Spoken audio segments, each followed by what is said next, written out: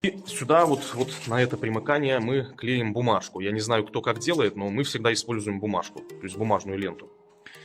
Мне интересно вообще, как люди чем пользуются.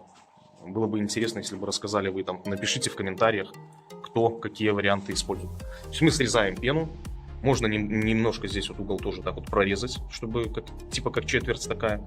И потом заполняется это все раствором, либо ротмантом, либо клей для гипсокартона можно использовать.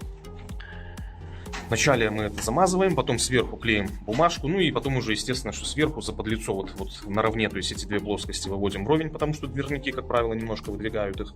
Вот этот вот профилек, вот он этот профиль. Они чуть-чуть его отодвигают от стены, чтобы был зазор, чтобы было куда еще шпаклевать, клеить паутину. То есть клей